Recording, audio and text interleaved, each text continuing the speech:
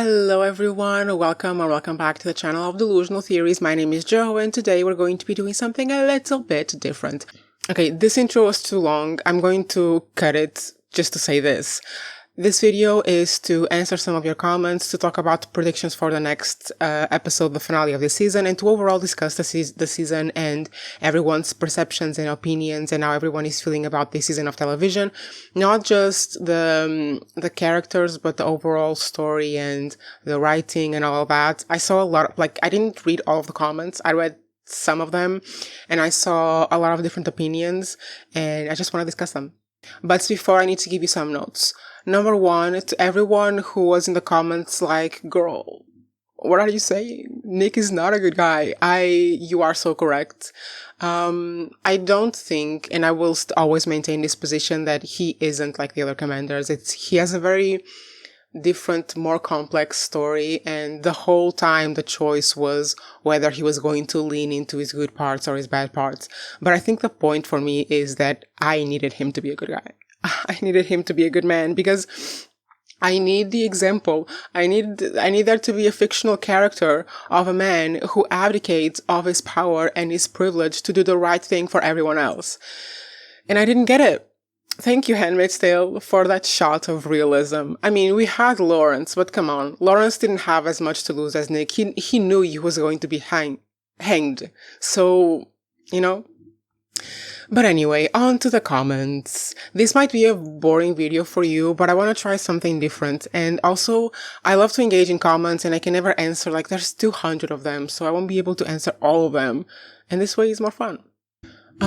This first comment is about the writing of the character. I don't think the writing per se is bad. I think the writing for this whole season has been decent, and these past 2 episodes has been pretty damn good. The last 2 episodes were good episodes, well written, well directed. The flow of the action made sense.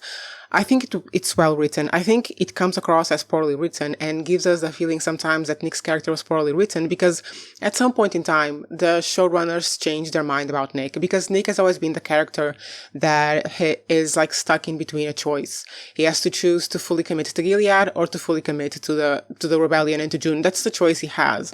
And for the longest time, I mean, not everyone. A lot of people thought that he was going to choose June and Gilead and join the revolution like I wanted, but they simply chose the other way. We all have been expecting him to choose the revolution. I think even the actor was expecting that Nick would choose the revolution, and he played him that way, but the showrunners decided that he would choose Gilead. I don't think it's necessarily poor writing, it's just a choice that we didn't, or a lot of people didn't want. But when they made it happen, it did make some sense. We need to remember that for the past few seasons, maybe a couple seasons before this one, Nick was already kind of telling June that he would stay in Gilead. I remember a conversation they had when they met up in No Man's Land, and June kind of implied, you should come around, you should leave, you should leave that oppressive authoritarian regime behind. And he said, no, because I have a baby on the way, I am married, I have Rose to think about now, and here I am safe. And I think it's not just that he's safe there, it's that he has value as a man there. I think we've all come to that conclusion. So the writing isn't necessarily bad, because the foundation for him to make this choice has been there and was there in previous seasons and has been there since the beginning. It's just that no one really, the majority of us, I think, didn't really expect them to go this way. And instead of making Nick an example character for the possibility of these men to actually do the decent thing, he became an example of the man who will coward his way to benefit and be part of an authoritarian regime. Nick would have never started something like this on his own. He's not a leader. He's not a decisive person. But once it started and he benefited from it and he felt somewhat safe in it and valued in it, he just, cowered his way to power and then stayed there because it's the easiest choice. When we're thinking about this choice that Nick made between the revolution and Gilead is by far the easiest choice. I think someone commented, maybe I will get to it, Someone commented the perfect caption for Nick, which is something along the lines of getting along to go along, or going along to getting, it's something like that. Like he just does whatever is more beneficial to him and keeps him safer and is the easiest decision for him to do. So I don't really agree that it was poor writing. It was very misleading in the way that they were kind of writing, and the way that the actor was playing the character. It was misleading to us, because I think it was. So I don't really agree with the poor writing. I don't think as well that Serena would have gotten on the plane if we replaced in some way the idea that Serena could join Gilead, apart from, like, she did. She already did. You know, she chose Gilead and she was once again proven wrong after the wedding. I don't think she would continue to choose them. And I mean, she hasn't, because she gave them the information about the plane, where they were going to go. So I don't think that's true about Serena. I don't like Serena. I think she's a despicable character, but she is making different choices from Nick. I don't see how she could get that redemption or whatever, but I will say for her the same thing I said for Nick. If she is an ally to Mayday and she gives them information because she knows things about Gilead, not just recent information of their movements, but she knows how they are organized, how they think, all that kind of stuff. Like, Serena could be an important asset, not as important as Nick, because come on, Nick is a commander and knows a lot of information of like military strategy and whatever of what they're doing. But Serena was still in deep with them. She was part of the reason they created this system. So she could be a very good informant for Mayday. And I hope that's, in the meantime, in the time we will see passing between this and Testaments, I hope that's what she becomes, like an important informant for Mayday. I like this comment a lot. I'm gonna read it.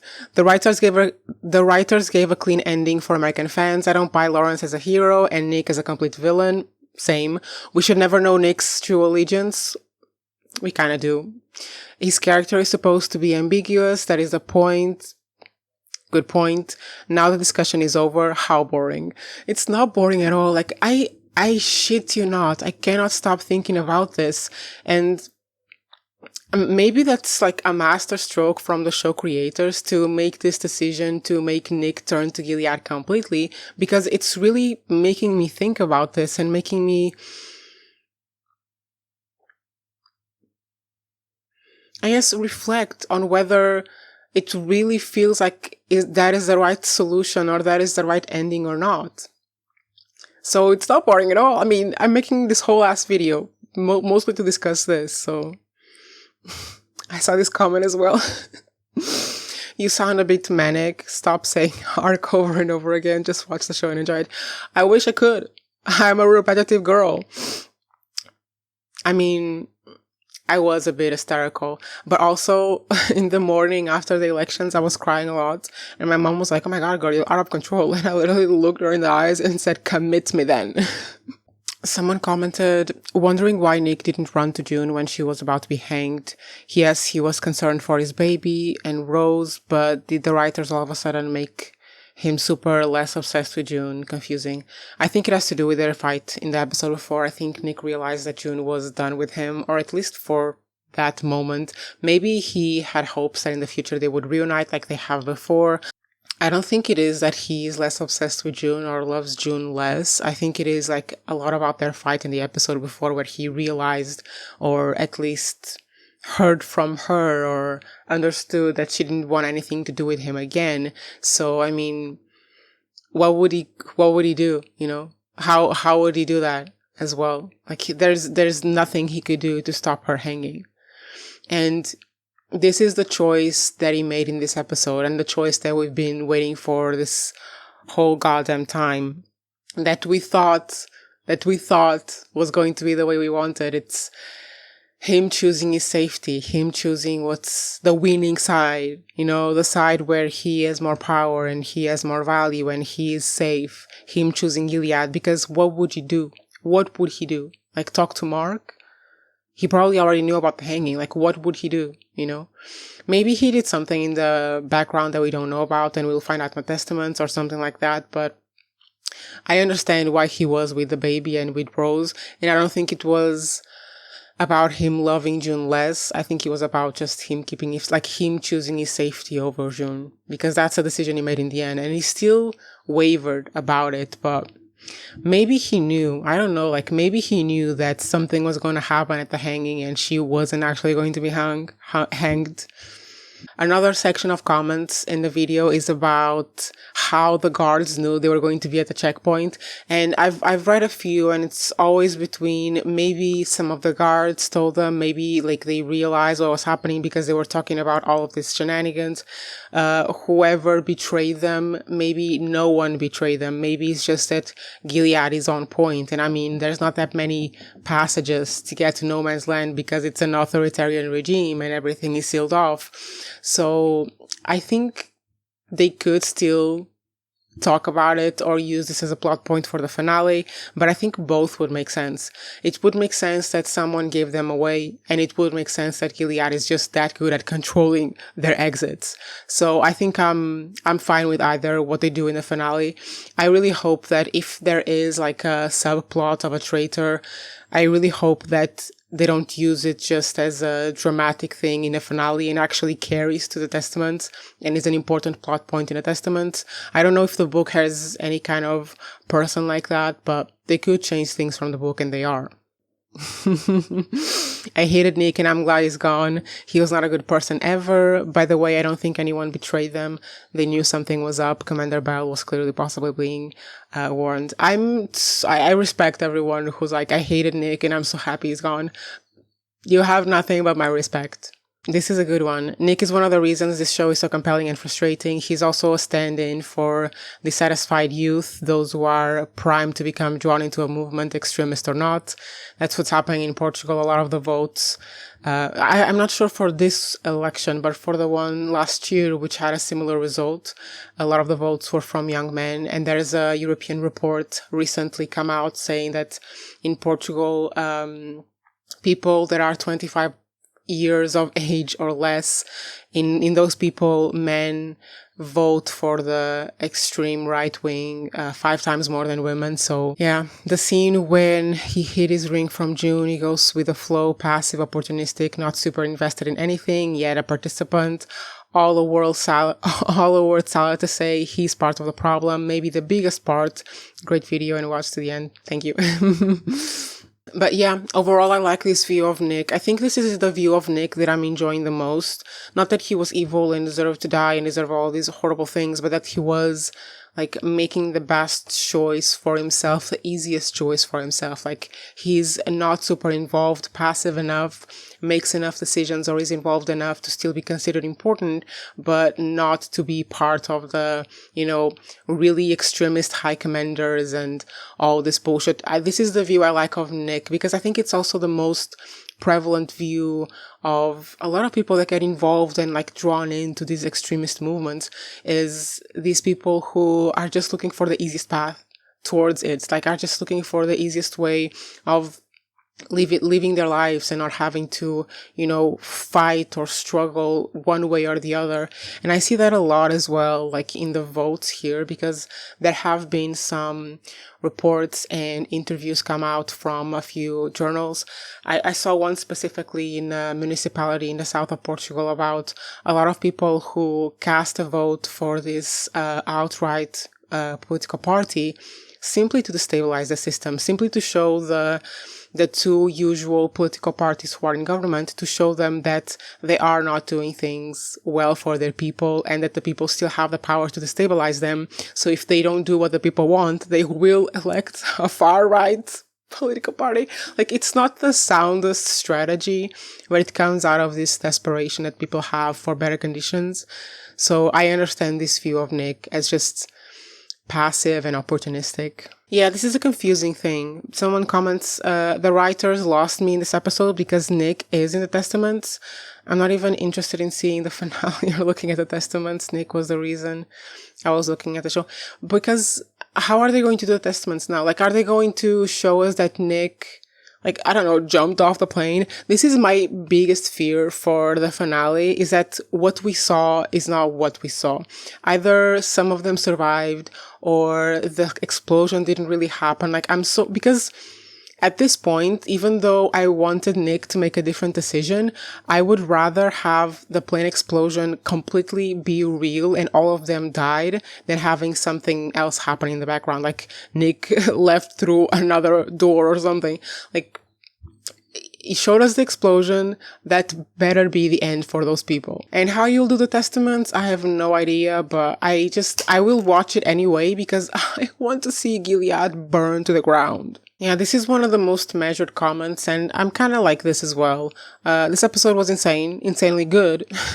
I really thought it was curtains for June this episode. I was sad to see Lawrence go, but I was happy they finally stood up. When Nick boarded the plane, my heart dropped, but he made his choice. Yeah, I mean, I will say what I said before. I don't think it's bad writing. I think it's just really deciding a different choice than we were expecting, which is in a way, very ballsy of the writers. But about Lawrence, I think when I made my review of the episode, I was still reeling about losing the hopeful character that was Nick. But I really felt the Lawrence's departure in the plane, like when he did to June, because at least he got a little bit of a redemption arc. We've had this little flicker of hope for Lawrence this whole time, and Lawrence has been an asshole. Big asshole. Like, I will never come back from this. Like, Lawrence was an asshole. He was an asshole to June. He was an asshole to a lot of people because, yes, he didn't completely agree with Gilead, and that's not what he wanted, but he was still in it. He was still living in it. He was still doing the same thing Nick was doing, which was take the advantage of a system that, privileges you and gives you power and stability and safety.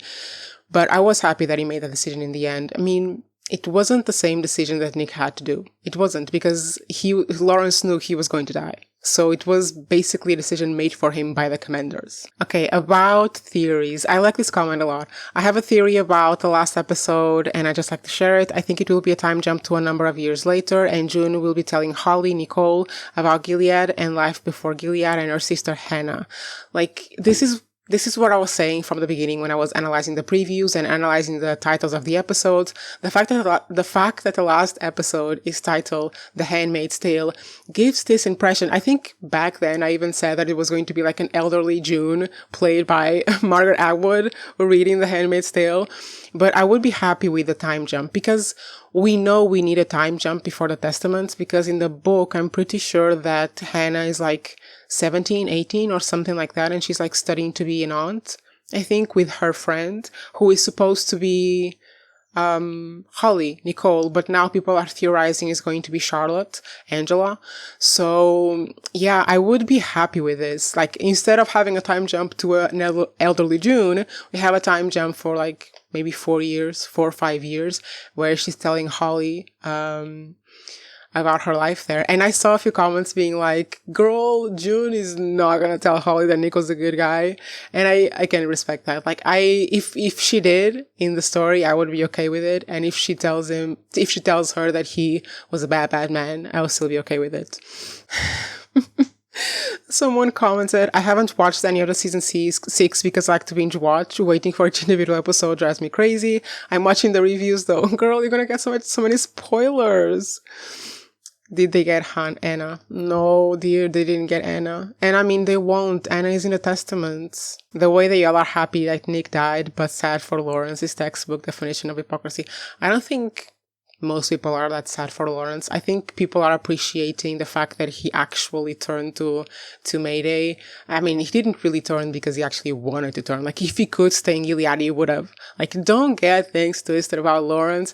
He is kind of like Nick in that sense. If he could have stayed safely in Gilead to build these new Bethlehems, he would have. He wouldn't have done this. He knew he was going to die, so he just did it on his terms and in a way that helped Mayday.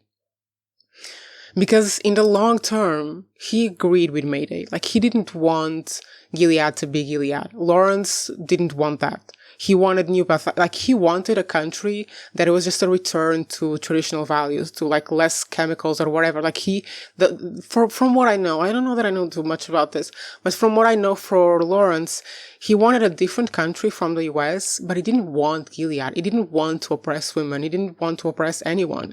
He just wanted a different way of life that would, improve the fertility and whatever. And they just picked this model and they took it to an extreme to build Gilead, or to help build Gilead. So Lawrence, like Nick, was never really like the other commanders, but he was still staying in Gilead because it was still safe for him and it was the best position for him to be. So if he didn't know that he was going to be hanged, he would have stayed. Like, there's no doubt in my mind about it. He wouldn't have allied so heavily with the US Army if he knew he would be safe in Gilead. I like this comment. Someone said, "Don't be sorry. I love you giving your opinions." Thank you. Here are some more. Yeah, I agree with this. I wasn't a big fan of Nick this season, but I thought he was so much more complex than just a full fascist. I had hoped that if he died, it would have been honorable, like a sacrifice for June or another oppressed woman, or by helping Mayday. This was going out with a whimper or less. At the same time, if June imagined the explosion and they pulled a prank on us viewers, I'll be ticked off. That would be lame. That would be lame. I mean, now that they showed us the explosion, it better be the explosion. But yeah, I agree. I mean, I think Nick was, I mean, even now, he wasn't going to the plane with the objective of oppressing women. Like, he's not going to get a handmaid or a Jezebel and abuse them. He's a coward, and he never overcame it. He never found the strength in himself to overcome his insecurities and his cowardice, to recognize that the fact that he is safe is not a good enough choice for him to be a decent person. That if he wants to be a proper decent person, he has to make the choice that doesn't benefit him, but is the right choice. And he never did. He's very complex in that way because, I mean, you know, social movements aren't done by the masses. Social movements are carried by minorities, by a few brave minorities. And Nick in this sense kind of represents the masses, you know. Most people are not going to go overboard in fighting for someone else. They will just do what's best for them. And it's not necessarily bad or good. It's just the survival aspect of it, you know. And this is a comment about that. The point of Nick is to see that there are truly people like him in real life, and that it is those people who help to propel and perpetuate oppression because it is convenient for them. Nick was never truly aligned with the rebellion, and to think he was is naive at best and ignorant at worst. Yeah, he was doing all of this to help June. He was doing all of this because of a woman he loved.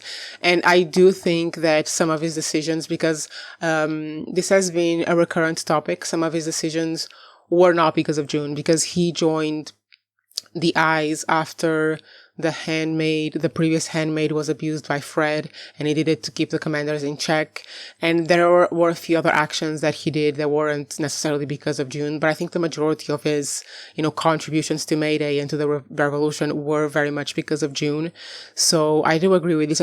I do agree with this to some extent. And I think that making this decision for June from the side of the creators was potentially smart, because it is showing us, look, this is what the majority of the people around you will do, you know. They will just passively go along with whichever is better for them. And I mean, it is happening to a certain extent. So I remember, I don't know if this is realistic in any way, because I didn't see this from a trustworthy source. I saw this on a video, but I remember seeing a video when the Cheeto Man was reelected, of someone like, you know, a TikToker on the street interviewing people about why they voted for him. And I saw a lot of young people, men and women, like my age and younger, saying that they did because they want to buy a house, or because they want to do this and that. And it's always financial reasons. Like, I can't believe this, you know. I can't believe that a lot of people who are voting for these extremist leaders are not voting for them because they actually believe their extremist ideologies, but rather because they want the potential benefits that are coming from this. I mean, our one here in Portugal made a lot of promises of raising salaries and stuff like that. I mean, that's what people care about, you know. It's their survival, you know, their better life. Passively going along with certain problematic ideologies because you'll give them some benefit. And Nick making this choice representing these people, damn it, was probably a good decision from the writers, and I hate it so much, but I understand it. Like, I understand it. This is a good comment as well. I think Nick's fate was sealed when Holly warned June about Nick's true colors before she went back to Gilead. The groundwork was set from there. Actually, as I said before, I think the groundwork was set from even before then, because Nick has been making a lot of choices to stay in Gilead for a while. I respected the choice to redeem Joseph rather than Nick, because Nick was only ever loyal to himself. Yeah, I don't think he was ever just loyal to himself. I think he was loyal to June to a certain extent.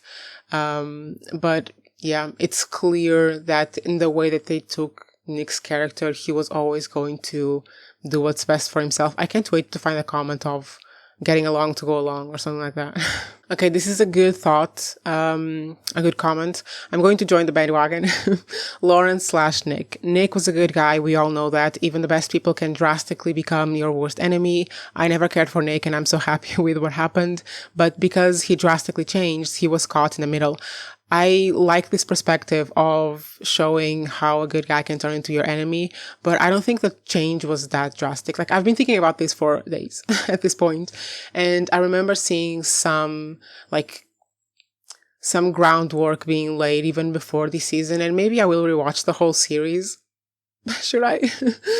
And try to understand this better, but even though his behavior in that Paris episode, what's happening to my light? Whatever. Even though his behavior in that Paris episode was very much out of character for me, I think that the decision to align with Gilead has some groundwork even before this season. And then Lawrence, the architect of Gilead. Even the worst people can have the best intentions, and I think Gilead was supposed to be a different from how Lawrence originally helped, making us see he ended up doing the right thing and unfortunately had to sacrifice himself to help for the greater good. The past 2 seasons we've seen him change from bad to good. I don't think Lawrence was ever part of the evil commanders who want to oppress women. Lawrence was always distinguished from that from the moment we meet him to right now. But I don't think I think in Lawrence the change is a lot more drastic in this season, because even in the last season, he was trying to convince June to return to New Bethlehem. I think it was in the last season. So he was basically trying to convince June to return to Gilead. I mean, he was a little naive about his plans because he didn't know the plans the other commanders had for New Bethlehem. But I mean, of him to ask June to return to Gilead, his change was a lot more drastic, I think, and it was in this season. And it was motivated not just by his goodwill and by his good nature and by his good intentions, but motivated by the fact that he was going to be hanged. Yeah, I see a lot of comments as well about the elections because I was very emotional in this video, and I really appreciate everyone who's like, stay strong and all that stuff. But we have actually a good example as well from Europe, because I think I mentioned it in the video. Romania actually managed to elect a centrist government, and they had elections the year before that were supposedly, they had interference from Russia, and that's why they held new elections, and the people voted with, I think, a decent majority to elect the centrist leader. So, I mean, there are good examples out there. I'm catastrophizing a lot about this, but there are good examples of people who are making humane choices, like in Canada and Australia. So the examples are there, and we also have to focus on those. What's happening with my light? I feel like my light is going down, and you're starting to see like these wrinkles here. And my mustache, because when I have better lights, you don't see the little things in my face as much, but now you're seeing them. Welcome to my little mustache. There's also a lot of comments of people being really nice and saying stay safe and make sure you are okay. At this point, I am not the person who is in danger, to be honest. At this point, the target very much are the immigrants and the most vulnerable minorities. I mean, women are a minority, and they are vulnerable because these idiots are proposing, well, not the ones who won. The ones who won are kind of staying chill, but the Libertarian Party, basically. The Libertarian Party is proposing changes to the Constitution, like revisions, and it's a little scary, but also like, let's see what happens.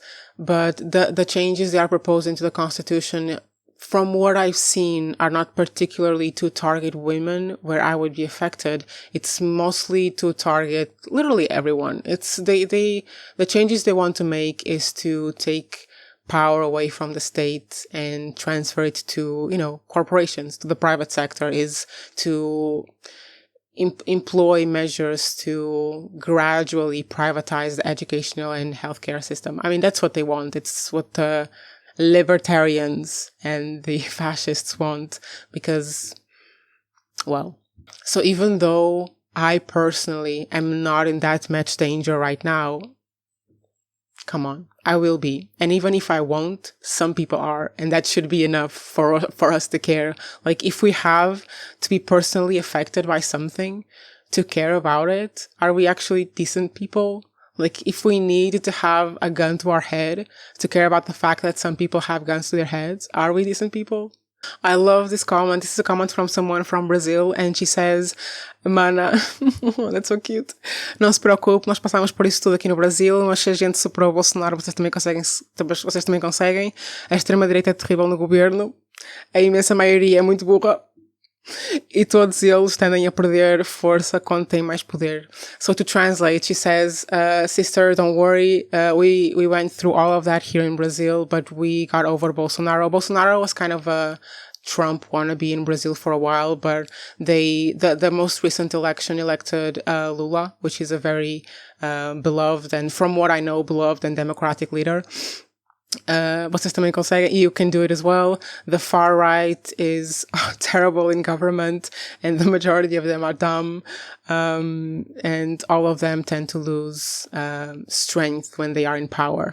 Actually, just a little note about this. First of all, thank you so much. Thank you for calling me sister. Thank you. And this is what I was saying about good examples. Brazil is another good example. And also the new president in Mexico is pretty good, isn't she? So there is this like good light that even when we see the far right kind of coming for our countries and it makes us scared. I mean, there are other countries that have faced similar things and come out of it in like 2 days, day and age. So, I mean, if they did it, we can as well. Thank you, Angelique. And I wanted to say a little anecdote about this. So for Portugal, in this, one of the most well-known figures of this far-right political party is a young woman, a young member of parliament. She is well-known for saying a lot of controversial things. One of the things she has said is that if a 10-year-old child gets SA'd, then she should gets pregnant, she should carry the pregnancy to term, she shouldn't be allowed to have an abortion, stuff like that. She comes up with the most silly things. But she's one of those people that is very like argumentative, you get in an argument with her, you have a conversation with her, a discussion, and she just carries a point. Like she doesn't bend. She isn't very flexible. She just, argues her position and sticks to her position no matter how ridiculous it sounds. And there was, she participated in a podcast, I think, or a radio show somewhere where she talked about there was like this leader in her political party. Like, I think he was the leader of a municipality or the leader of the party in a municipality. And it came to light that he had sexual encounter with a minor, so SA'd a minor. And she said this beautiful comment that just illustrated how impulsive they are in saying certain things. She said that of all of the politicians in this political party, she could think of 10 people. She could think of 10 people who would have had sexual encounters with minors before she thought of this one. And it's so funny because she's trying to show that this person would have never showed that he would essay a minor. Like, this person seemed like an upstanding member of society, and you could have never seen it by looking at him that he would have done that with a minor. But the way that she did it was by implying that she could see like 10 other people in her political party doing it before she saw him. So this just is an anecdote because Angelique said that they can be a little dumb. I don't think they are dumb. I think they're just incredibly impulsive, and they're arguing for their moral ideologies and their skewed ideology and trying to impose it on everyone else. Like, I'm totally fine with this woman if she gets pregnant by accident or even through essay and she is completely morally against having an abortion. I mean, it's fine. Do whatever you want, but to impose that on everyone else, to impose that on a child that's where they lose it for me in their ideology. Like, you can choose whatever moral freakiness you want for yourself, but to impose it on someone else, to a point that you make it political arguments, for measures to be implemented in government and to be carried out in a country that you would want the same thing that you want for yourself, that you want to impose it on everyone else in your country. That's going too far. Like, that's where they lose it. Yeah, there's a couple comments here comparing how Nick didn't get a redemption while Lawrence did, and even Wharton had like a little attempt at it because June was still trying to convince him. But I don't think that's necessarily unfair, because I think that June does that to everyone. Like, that's just June. June is just that very courageous, hopeful person that would rather convince someone or try to argue someone out of their bullshit than turn to aggression. And I even said that, like, I was very impressed by the fact that she was so composed, talking to Wharton when she was trying to, still advocate for his good side, for his love and whatever. But I don't think, because Wharton didn't really have much say in it. It was totally June's position. He just stayed there and listened because he's a human being, and as June realizes, he's still, capable of, being rational and flexible. And she knows that if a kind of changed Serena was attracted to Wharton, there had to be something there. Because, I mean, if it was Belle trying to woo Serena, he wouldn't have gotten anywhere. But Wharton is a little bit different. So I see how June saw the potential there to advocate with him, but I don't think that's a fair comparison, because the show isn't really giving Wharton much. And they gave Nick a lot. I think I understand the decision a lot more. Like, I understand everyone and respect everyone who's like, loved it, screw Nick, he deserved it. I understand, and I also understand everyone who was like, no, because he had so much potential. Like, I understand both sides, and I'm a little bit with both at this point, to be honest. I think I would have preferred Nick to have his little redemption, but I'm okay with what they did. I also like this comment. He was a part of Gilead. He was a fly caught in the system web about Nick. He wanted to be good, but he made bad decisions. Like every human, he had good and dark in him. Stop romanticizing Nick's character, or any written by Atwood for any case. She writes realistic characters, and no human in this planet is just good or love and light. Joseph, who claimed to do something out of his control zone, did the ultimate sacrifice and redeemed himself. But also, him wasn't good. He loved his wife, but it was his system that led her to Shmuishmaid and so on. I like this. I think the comments and the opinions that I'm appreciating the most is these very moderate, realistic, like actually looking at Nick as if he was a real person.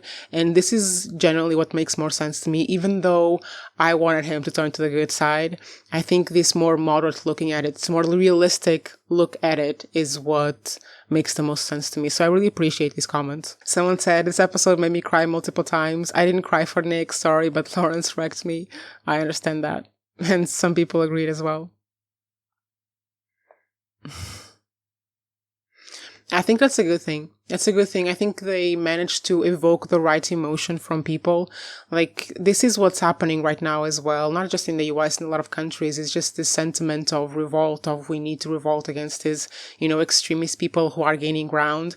And seeing Lawrence do such a sacrifice, I understand why it's so sad and why it evokes such emotion in you. Because, it did to me as well. I was lost in the Nick stuff to feel it too much, but I still felt it. And I think that's so sad because, I don't know, if this had aired like 5 years ago, it wouldn't have been as realistic. It would have been just fiction. But these days, it's like, how far are we from having to make those kind of decisions? A lot of people are not far at all. This is the thing that also scares me. It's just, it's getting bad. It's getting worse here. Like, little by little, it's getting a little worse every year. But there are places where it's already as bad as it gets. So I think things are just becoming a lot more real. Honestly, a lot of times, and I've had this feeling for a long time. I remember when I was in university, I think, and there was those bombing attacks in Paris, and everyone changed their profile pics. There were filters everywhere. Everyone was like asking friends where they were. And then like it was a week or a couple of weeks later, there was a bombing attack in Syria, and like 200 people died, and no one talked about it. I remember it so vivid in my mind. And I was so frustrated at the time that like that's when I started realizing how biased media and people's perceptions are, that if there is a bombing attack in Paris or in France, the whole world talks about it as if it's the end of the world. But then something happens daily somewhere else in the planet and it doesn't matter because it's out of our field of vision. Like it's the media that we consume doesn't report on those places. And it's like, what's the difference of suffering, you know, of Parisians and Syrians? Like, what's the difference of suffering? None.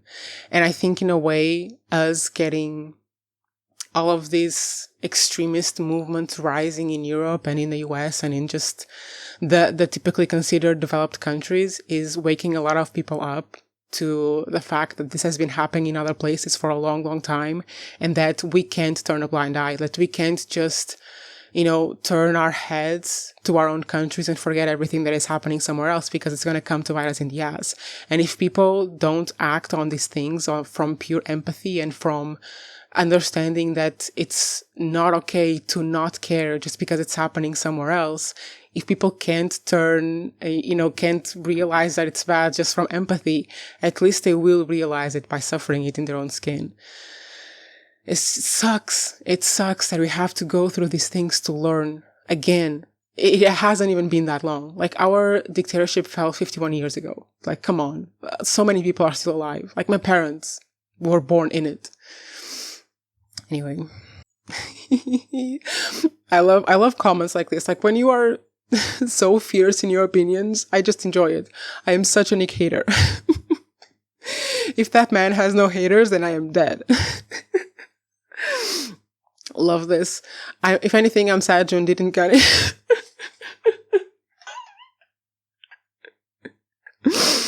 Oh, I needed this. If anything, I'm sad June didn't get him like a fish. Let's see them fireworks again. I love this so much. Sorry, I'm contributing my thoughts. None of my friends watch this show and I have thoughts. Thank you. I mean, this is why oh my God. Amber Lee 7343. This is why I created this goddamn channel. I was bored to hell in my job. I had nothing to do. I didn't have friends to rant to about these shows because everyone was busy with their jobs. I was the only one that was employed and doing nothing. So I just created a channel to be able to talk about my thoughts on TV shows. Thank you. We are literally the same person. I fully think this is how June was able to fall for Nick without seeing Nick being and see, oh wow, this is a big comment. Okay, exactly what I'm saying right here. People don't care until it happens to them. The problem is, it always happens to them. June was one of the people blindsided by Gilead's takeover. Meanwhile, her mother has been screaming about the growing tide for years. June had every opportunity to care before it was her face, but the capital had to be ransacked for her to go to protest. Yeah. And she doesn't immediately run after that shooting at the protest. She should have left on foot with Moira. I love the detail of her husband pointing out that they have a child so they couldn't run on foot, only for that to be exactly what they had to do. They will always come for you. You think you're safe unless you're a literal billionaire. You are not. Thank you so much. Ambience 7343. Not Ambience. Amberly. Jesus, sorry. These are some good points, Amberly. Damn. And I love that they do that throughout the show. Everyone who thinks they are protected by the system fall to the same system. Fascism by necessity has to other... Huh? Fascism by necessity has to go to others. Once the other is gone, there's a new threat, a new other, a new target. They will always come for you. That's what makes the poem so great. First they come for X, then Y, then I, then all of us. You're somewhere on the list. If you wait long enough, you're next. It never ends. It's never just one group. It's never over. Damn, girl. Damn. Thank you. I don't even have any comments for this. I agree. I answered a comment about me talking about this like political stuff on here because, as I said, there's a few people who are kind of complimenting me for still talking about it. But I mean, this has been the norm. Like a lot of Portuguese people, at least in the social media that I've seen and in the news that I've seen, are talking about this very openly, talking about this. I mean, I don't know how I will I can't be sure how I will comport myself when my freedom is, or if my freedom is ever actually in stake. Like, I don't know if I was living during the dictatorship in the last century, if I was living during it, I don't know if I would have been outspoken, if I would have been joining the people who were revolting against the regime. Like, I like to believe that I would. And I talk a lot about this, and I very openly talk about this because I don't want to lose that part of myself. You know, I want to still share my opinion and discuss how absolutely insane some of these things are, regardless of the consequences that might come. At this point, there are no consequences. Like, we very much live in a democracy. There is the threat of an authoritarian leader, but we're still fine. So there's not really any consequences to me, like, talking about this. I mean, not any visible ones, because I think we are all aware of how social media can kind of blacklist or hide certain channels that are outspoken about certain issues. But I mean, if you're going to change the way you speak about things, and if you're going to, forget your values just to please whatever algorithm is analyzing these videos, and what's the point? So I appreciate the comments that are complimenting me for talking about this, but I mean, that's the basic thing you have to do. Like, come on. What am I going to do?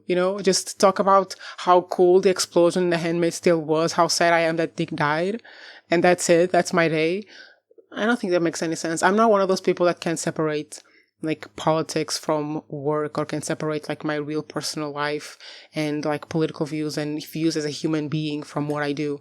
This is one of the things that also got to me a lot, because when the October 7th attack happened and everything that followed after that, I was still in Brussels, still working within a EU office, and it affected me a lot because like I would be in bed at night watching videos of this entire population being burned to the ground. And then in the morning, I would go to the office and no one talked about it. Like, not one single person. People started talking about it. I saw maybe a couple people talking about it months later. Like, it was one of the most bizarre experiences of my life, while like in reality, in the world outside of those white office floors, like, it seemed like the world was crumbling. There were protests in the streets all the time. And then I would walk into work, and it was like nothing was happening. It was so bizarre. And I can't separate that. Okay, this comment I liked very much. I'm not going to read all of it, just a part where the commenter says, Nick got what he deserved. You talked about him so much I had to skip when you started talking about him the third time. He reminds me of a nice guy. He's only good and nice to the chick he wants to F. He doesn't really care, and he doesn't love his wife. The entire hospital scene was stupid. He should have been a goner a long time ago. I like this comment because I thought about this as well. Because this is what everyone is realizing, right? That a lot of Nick's good actions, not all of them, and we have to point that out, but a lot of Nick's good actions were just to help the chick he likes, basically. And I mean, I don't think it's that simple, and I don't think it's that's straightforward. There's a lot of more complex issues at play because they had a baby on the way. He actually cared for her, and he took a lot of risks for her. So I don't think it's just about him getting it on, especially because they never get it on again after she leaves, right? I don't remember. But this is a good point. Because there's a lot of conversation about feminism in men being about, what about your sister? What about your mother? What about your wife? And it's like, that's not real alliance. That's not really allyship. Because if you are a man and you are a feminist, which basically just means that you believe that men and women should have equal rights and opportunities. Like, it's not that groundbreaking. Basically, being a decent human being is being a feminist. But if you are a feminist just because you have a mother, if you only have sympathy for women because you have sympathy for your mother, baby boy, you need to rethink your ideologies. So I appreciated this comment very much because it highlighted that aspect of Nick, which is transferable and relatable to a lot of, well, men in our lives. Someone commented, definitely create a slide when they said they would give an ending for fans. Honestly, I think them deciding to give an ending that sparks conversation is more important than fan service. And even though I wanted a different ending for Nick, I respect their decision very much at this point. This is a funny comment about Nick. The ladies cry because he was handsome, and then they say men are shallow. I don't think it's because he's handsome. It's more because of the romance and because of like the hope of this good man in the bad situation. Because like at this point in time, I see a lot of women like withdrawing from social life with men because not because they don't like them or because they're not attracted to them, just because they're afraid, you know? It's not that a lot of women were swooning over Nick because Nick was handsome, is that they enjoyed the romance and they enjoyed the possibility of, in this messed up system, there being a good, decent person, a good, decent man. That's what they swoon over. It's not really his face, precisely. It's the possibility of finding a good man. That's what excites women at this point. It's the possibility of finding a good man. Because we do have hope. We do have hope. This is the one comment I don't like. To be honest, as soon as they opened up with a Taylor Swift song, I knew it was going to be silly, goofy, and dumb episode. Actually, that was a pretty good choice because that Taylor Swift song was the new version, right? It was Look What You Made Me Do, Taylor Swift version, which is that much more impactful. I'm not going to rehash the whole Taylor Swift story. If you know, you know. If you don't know, look it up on YouTube somewhere. But using the Taylor version of that song, like using this TV show to launch it, perfection to me. So I don't agree with this comment. I think the moment that song started playing, I was like, okay, let's go. Okay, let's go. And my last point, the comment, oh God, what happened to Janine? It looked like during all the chaos as though she was still being dragged off in their custody somehow. And I guess we're indefinitely left to wonder about poor Emily as well. If Janine does not get out by the end of this season, I will be in pain. If Janine is still there in the Testaments and she has to go through all of it, I will be in pain. I will watch the entirety of the Testaments just for Janine if baby girl does not get out by the end of the next episode. I can't. Like, when I saw Janine being dragged out in the middle of the confusion of the chaos, I was thinking, why is no one looking for her? Why is no one looking at her? Why is no one shooting the guards that are taking her? Anyway, you guys, right now I'm looking at 2 hours of footage, which I will cut down to half an hour at most. Maybe an hour. So, yeah, I will see you next week with the next episode, with a finale and potentially some discussions afterwards. I'm thinking of maybe going live to talk about it. I don't know. But yeah, thank you everyone for watching and for your opinions and comments. As I said many, many times in these videos, I appreciate all sides and all points of view. I think this is the play, like, in real life, when you have fascist ideologies, that's not really an opinion. That's being an asshole and a hater. And I will not discuss them in good faith.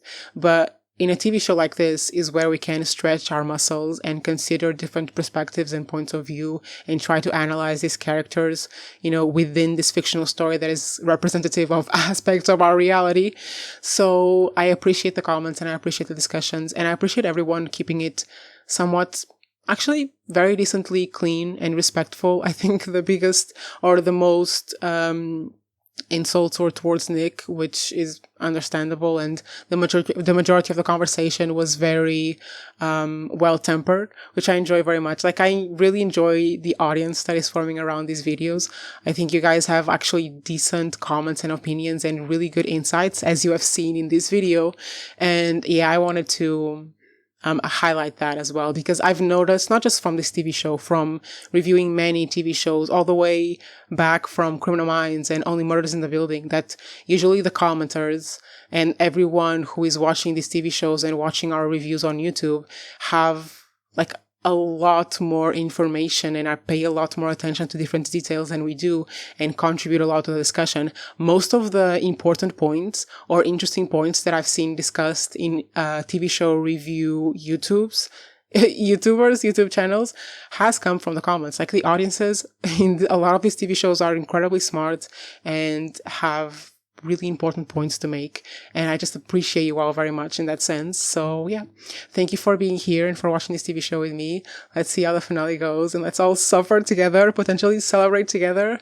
And yeah, to anyone out there who is also watching a lot of these videos and commenting because they don't really have that much opportunity to do it in real life, because maybe they don't have anyone as obsessed with TV shows as you are, welcome. So yeah, see you Monday with The Last of Us. That took so long. Bye, guys.